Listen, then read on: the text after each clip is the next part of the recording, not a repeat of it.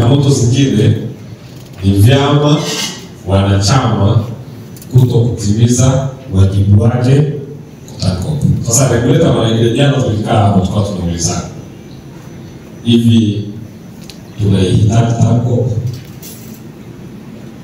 Na kama tunahitaji TANCOP, tufanye nini ili TANCOP tunayohitaji endelee kufanya majukumu yake kwa mujibu wa sheria? Kama tunahitaji TANCOP, maana lazima tutimize wajibu wetu kama wanachama. Kuna swala la ushuru, lakini kuna swala la hisa, ukamilishaji wa hisa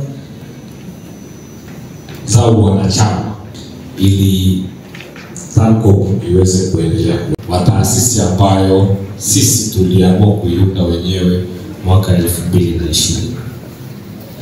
Lakini jambo la pili ni lazima tuwe na mifumo, si tu TANCOP. Maana yake ni kuanzia kwenye vyama vyetu vya msingi, vyama vyetu vikuu pamoja na mradi. Ni lazima tujiendeshe kidijitali, kwa sababu dunia inakoelekea sasa hivi ni digitalize. Kila chama kikaangalia uwezekano wa kuajiri maafisa tehama kwa ajili tunahitaji kwenda kwenye digital platform. Kama chama kikuu kwa maana ya TANCOP kama wataweza, maana kanaweza kusaidia vyama vyake. Kwa maana mipango mikakati, mipango biashara yetu ni lazima reflect ile mipango ya taasisi ambayo inawadhibiti, lazima reflect ile mipango. Vinginevyo maana inawezekana kwamba ninyi mkawa na plan kushoto, alafu taasisi ambayo inawaregulate kwamba nataka tufike 100 kilometers mpaka mwakani ikawa inapanga kulia. Kwa hiyo sasa lazima mipango yetu yote ialign. Kwa hiyo tunakupitisha na kwa tuna makisio leo, tutapitisha makisio ambayo tuna matumizi. Ni lazima vile vile makisio yetu ya reflect hicho ambacho ninachokisema. Yapo maelekezo ambayo yalikuja mara nyingi ya usajili wa wanachama kwenye mfumo wa digitali wa MUF. Najua kwa mtoto kwenye mikoa 8 kama sio 9 ambayo ni mapapa. Na ninapozungumza na ninyi maana yake tunazungumza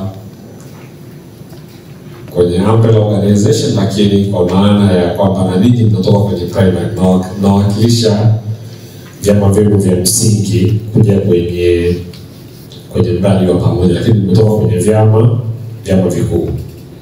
Ni lazima kila mwanachama wa chama cha ushirika aingizwe, asajiliwe kwenye mfumo wa MUF. Na zoezi hili muda wake wa utekelezaji ulishaisha muda mrefu kwa maana ya deadline. Lakini baadhi ya maeneo bado hawajakamilisha usajili wa wanachama husika. Ushirika, ndugu wajumbe wa mkutano mkuu wa 5 wa TANCOP, niliyeko mbele ninaitwa Leonard William Yabalima, natokea Nyanza Mwanza.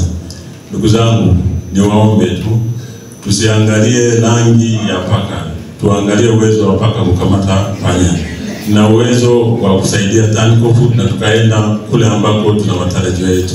Asante, naombeni kura zenu. Limbu Madugu amepata kura 2.